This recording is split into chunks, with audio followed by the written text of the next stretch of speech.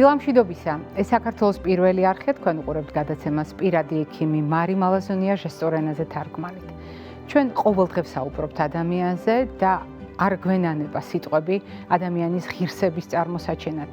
რა თქმა უნდა, ეს ასეც უნდა იყოს, იმიტომ რომ ნებისმიერ საზოგადოებაში მთავარი ფასეულობა, მთავარი ღირებულება ადამიანია და ჩვენი გადაცემაც სწორედ ამ თემას ეძღვნება, ადამიანის ღირებულებას, ნებისმიერი საკითხი, რომელიც არ უნდა იყოს ჩვენი განხილვის საგანი, ადამიანს უკავშირდება და ადამიანის განვითარების სხვადასხვა ეტაპზე ვცდილობთ დავინახოთ თუნდაც ერთი და იგივე პრობლემა.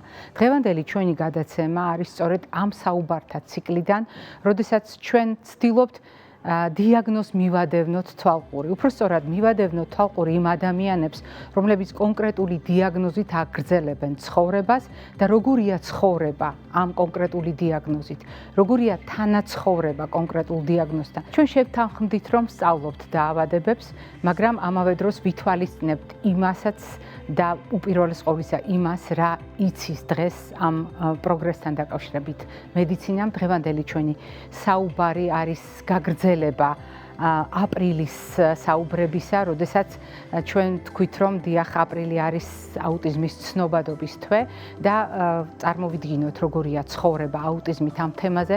ჩვენ ვისაუბრებთ ჩვენი გადაცემის მეგობართან ერთად, რომელსაც ძალიან კარგად იცნობთ. იგი არის ერთდროულად ფსიქიატრიც და ნევროლოგიც, მედიცინის დოქტორი ქალბატონი მედეა ზირაქაშვილი არის ჩვენი სტუმარი. დილამშვიდობისა მედეა, მობრძანდით.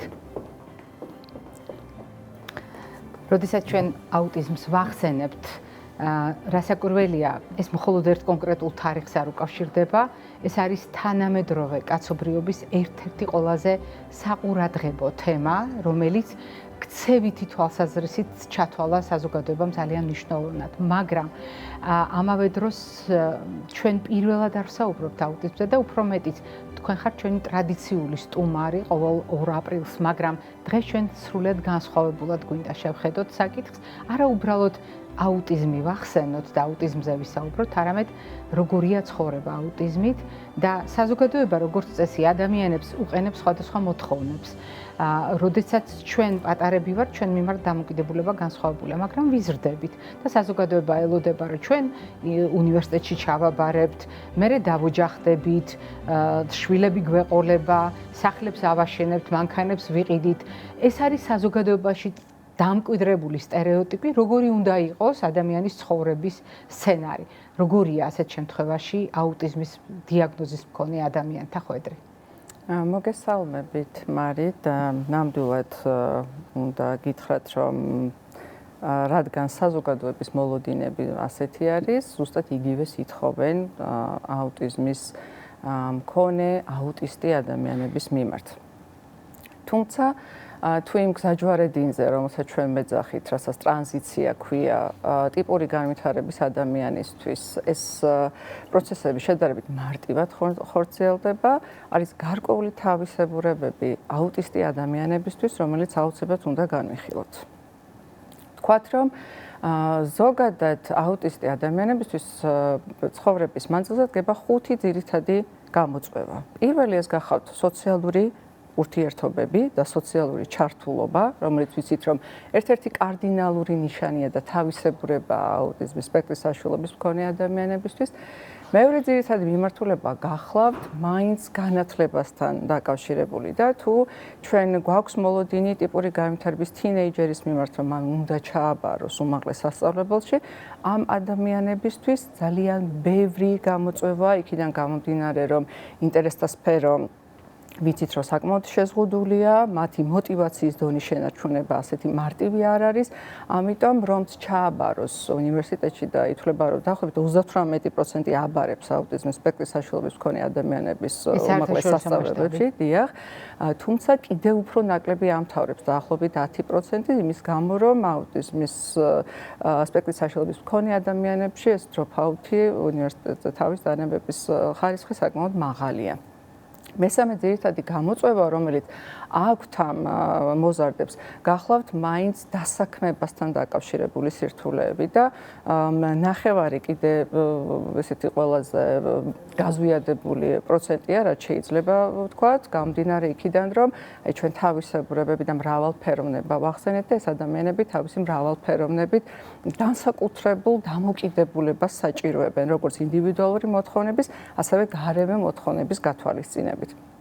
მეოთხე მნიშვნელოვანი კომპონენტი, რომელიც გვაქვს, გახლავთ თვითადვოკატირების სირთულე, იმიტომ რომ ეს მათთვის ძალიან მნიშვნელოვანია და თვითადვოკატირებაში ძალიან მნიშვნელოვანია, რომ პირველ რიგში ძალიან აქტიურად მიდიოდეს მუშაობა მათ სოციალურ შემეცნებაზე, იმიტომ რომ მათი საკუთარი ძლიერი და სუსტი მხარეების შესახებ ინფორმაციის ფლობა ასეთი ადვილი არ არის. ამიტომ ჩვენ ამაზე ვისაუბრებთ და შესაბამისად ერთ-ერთი მნიშვნელოვანი ეტაპი ტრანზიციისთვის უნდა იყოს სწორედ ეს, რომ ეს თვითადვოკატირებაზე ძალიან ადრეული პერიოდიდან ვიმუშაოთ და მეხუთე ყველაზე მნიშვნელოვანი გამოწვევა, რაც გვაქვს ხოლმე ჩვენს მოზარდებთან და შემდეგ დასულ ადამიანებთან, გახლავთ ეს ფუნქციური უნარები, დამოუკიდებელი ცხოვრება, იმიტომ რომ შედარებით ადრეულ ასაკში თუ ქართულ კულტუროლოგიურ სივრცეს გავითვალისწინებთ, ჰიპერმზრუნველობის ხარისხი ძალიან მაღალია და ამ ადამიანების დამოუკიდებლობაზე პრაქტიკულად არავინ არ ფიქრობს. ეს არის ესეთი ხუთი ძირითადი მიმართულება, რომელიც შედარებით უფრო რთულია აუტიზმის სპექტრის საშუალების მქონე ადამიანებისათვის და შესაბამისად ყველანაირი ღონისძიება უნდა იყოს გამოყენებული გარემოს ინდივიდუალური ოჯახის წევრების მხრიდან, რომ მათ შედარებით მარტივად გადალახონ ეს პროცესი. თქვენ ახსენეთ სხვადასხვა წახნაგი, რომელიც ადამიანის ცხოვრების და განვითარების ეტაპებს ასახავს, თუმცა შეიძლება გაჩნდეს კითხვა, უამრავი ადამიანი არასრულებს საუნივერსიტეტო განათლებას, სასკოლო განათლებასაც კი და ძალიან წარმატებით ვითარდება პროფესიაში. ძალიან ხშირად ადამიანი პოულობს ადგილს საზოგადოებაში, ოჯახის, თქვათ, ახლობლების მხარდაჭერის გარეშეც და ამიტომ აქ იბადება კითხვა, იქნებ აუტისტური სპექტრის მქონე ადამიანებისათვის არც იყოს, თქვათ, სავალდებულო იმ სტერეოტიპის თქვათ მორგება, რომელსაც ცდილობს საზოგადოება, ან წინასწარ დაწერილი კონსპექტებით ცხოვრების აწყობა, რომ უნდა ჩააბაროს ინსტიტუტში, მერე დაოჯახდეს, გამრავლდეს, თქვათ, სახლი აიშენოს, მანქანა იყიდოს. ეს საზოგადოების მხრიდან დასმული კითხვებია და მოთხოვნები და ხშირ შემთხვევაში ჩვენ ხდებით ხოლმე ამ გავლენების უბრალოდ ზეწოლის მსხვერპლი. როდესაც ჩვენ ამბობთ აი ჩამოთვლილთაგან ამ ხუთი ფაქტორიდან ყველაზე რთული რა არის? გამოცდილება რა ასაჩვენებს მე და ძალიან საინტერესოა, რომ ალბათ ამ ნეირომრავალფეროვნებაზე ბოლო 10 წლების მანძილზე ზუსტად იმიტომ ხდება ხაზგასმა, რომ პრაქტიკულად ყველა სფერო ერთნაირად საყურადღებოა. რა თქმა უნდა, ამ შემთხვევაში როგორც არ არსებობს ერთი ადამიანი, რომელზედაც ჩვენ შეიძლება რომ აუტიზმის სპექტრის საშუალების კლინიკა გავშალოთ, ასევე არ არსებობს ადამიანი, რომელსაც შეიძლება რომ ვთქვათ რომელიმე ცხოვრების გარკვეულ ეტაპზე ვთქვათ რაღაცნაირად ერთნაირი ნიშნულობით კონდეს გამოხატული. შეიძლება ითქვას, რომ ცხოვრების გარკვეულ ეტაპზე ამ მიმართულებებიდან ერთი გარკვეული მიმართულება იყოს ძალიან პრობლემური, მაშინ როდესაც სხვა ეტაპებზე სხვადასხვა მიმართულება ერთი ან რამოდენიმე მიმართულების მიხედვით შემოდიოდეს.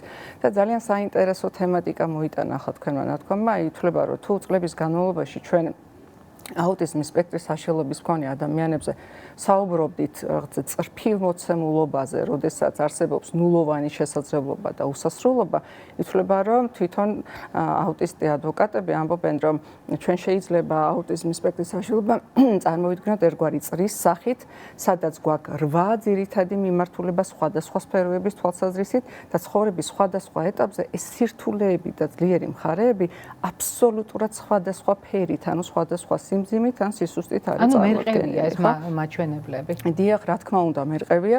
ამიტომ აუტიზმის კლინიკურ გამოვლინებას განსაზღვრავს არა მხოლოდ თვითონ დიაგნოსტიკური მიმდინარეობა, არამედ განსაზღვრავს ასაკი და განსაზღვრავს გარემო, რომელიც რეალურად აქტიურად მონაწილეობს ამ პროცესში.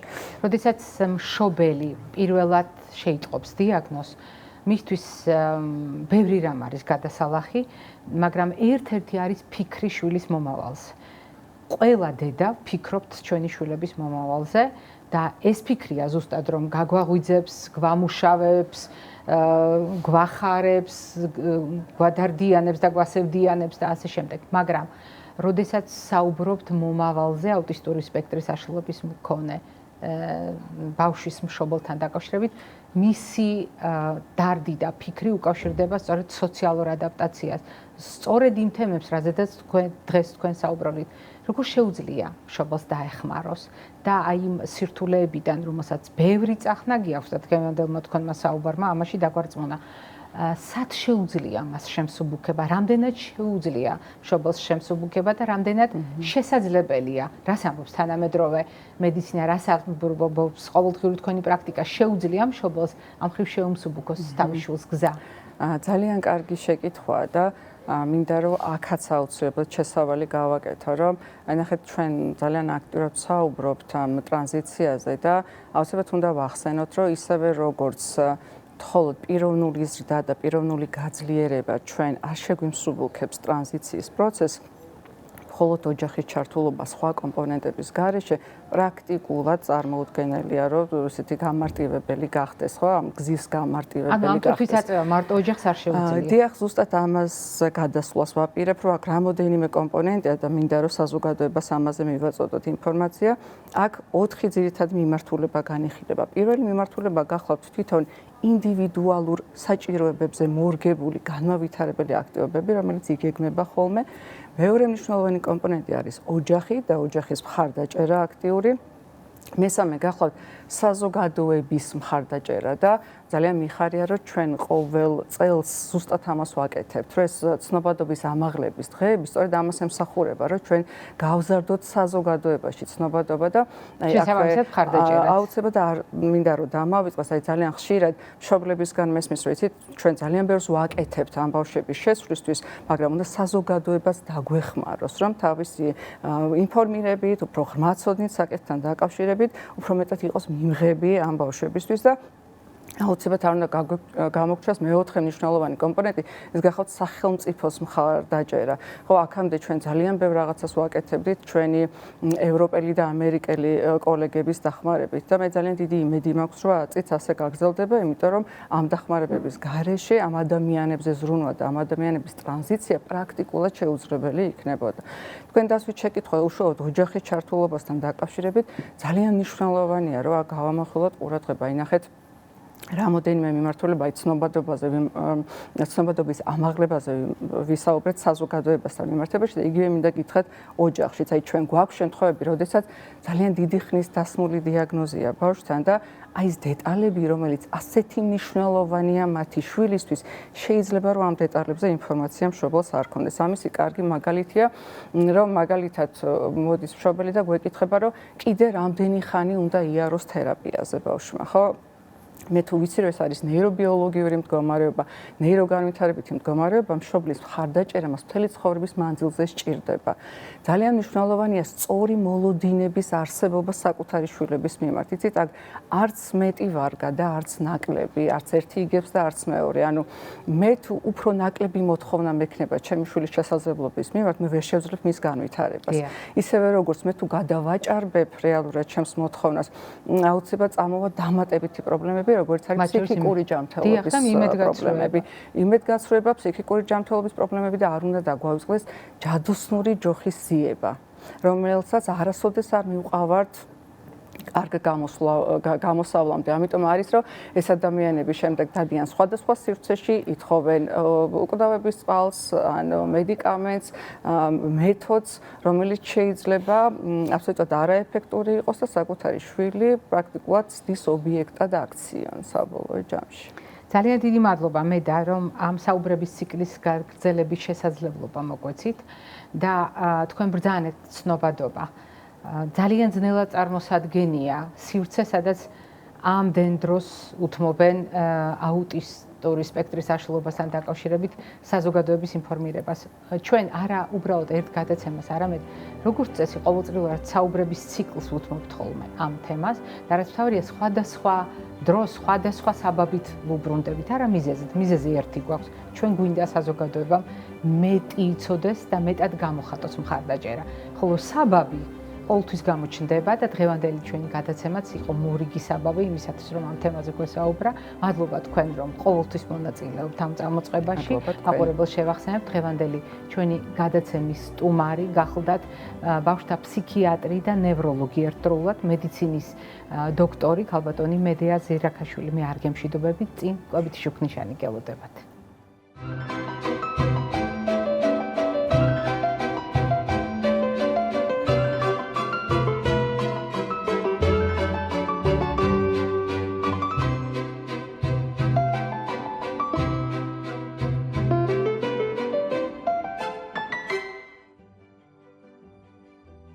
ჩვენ ძალიან ხშირად საუბრობთ ხოლმე კვებით რეკომენდაციებზე, რომელიც ქვეყნდება აუტიზმთან დაკავშირებით. არა იმიტომ, რომ ერთ უნივერსალურ კვების მოდელს შეუძლია აუტიზმის დამარცხება, არამედ იმიტომ, რომ აუტიზმის უკეთესი მართვისთვის ჩვენ პერიოდულად ვსარგებლობთ იმ მტკიცებულებებით, რომელიც ჩნდება თანამედროვე მედიცინაში.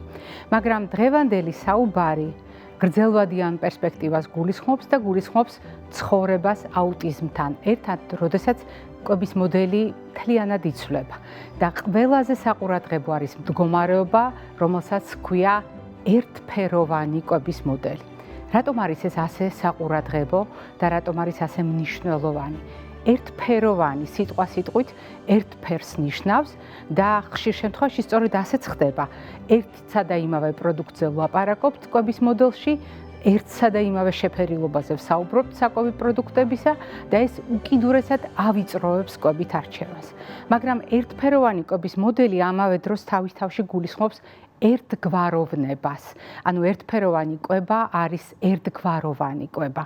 ხშირ შემთხვევაში არის მონოტონური, ანუ პრაქტიკულად ერთსა და იმავე ტონალობას ატარებს საკვების რაციონი, ულუფა, რეჟიმი და კიდევ უფრო მნიშვნელოვანია აქ იმის ხაზგასმა, რომ არსებობს მონოკომპონენტური კვება, ანუ ერთი კომპონენტის გამოყენებით, როდესაც მხოლოდ ერთი რომელიმე რჩეული პროდუქტით გამოირჩევა ხოლმე კვების მოდელი. ასეთ შემთხვევაში ჩვენ ვლაპარაკობთ, რა საკვირველია კვების შეზღუდვაზე. და შეზღუდვა ყოველთვის საყურადღებოა, შეზღუდვა ხდება ენერგეტიკული თვალსაზრისით, შეზღუდვა ხდება საკვები თვალსაზრისით, იმიტომ რომ საკვები ნივთიერებების ნაკლებობა, სიმწირე არის არა უბრალოდ თვალში საცემი, არამედ ორგანიზმისთვის უკიდურესად საგრძნობი.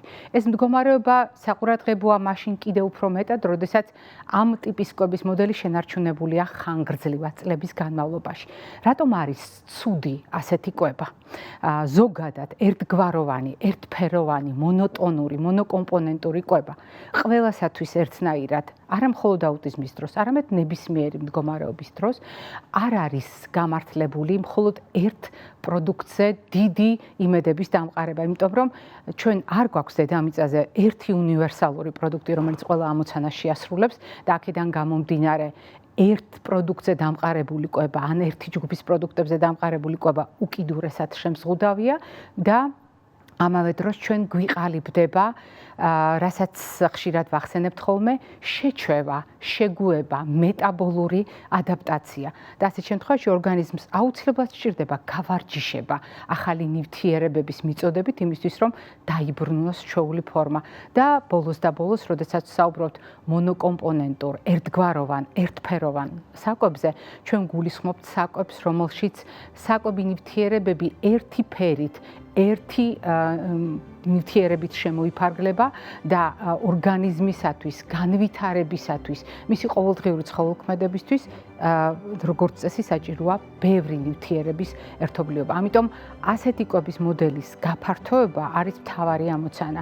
მიუხედავად იმისა, როგორ ვითარდება მოვლენები, როგორია სოციალური ადაპტაცია ადამიანისა, რომელსაც აქვს აუტისტური სპექტრის აშლილობა, ასაკის მატებასთან ერთად კრიტიკულად უნდა შეფასდეს, როგორია მისი კვების მოდელი, სოციალური მოთხოვნების, სამედიცინო მოთხოვნების, ფსიქოემოციური მოთხოვნების შესაბამისად და ასეთ შემთხვევაში თუ ჩვენ შევნიშნეთ, რომ მიუხედავად მცდელობისა, კვება რჩება ერთგვაროვანი, ერთფეროვანი, მონოტონური, მონოკომპონენტური, აუცილებლად უნდა მივიღოთ შესაბამისი კონსულტაცია იმისათვის, რომ კვება მაქსიმალურად გაფართოვდეს. ეს იყო დღევანდელი ჩვენი რეკომენდაციები. მე გემშვიდობებით ჯანმრთელობას და დღეგრძელობას გისურვებ.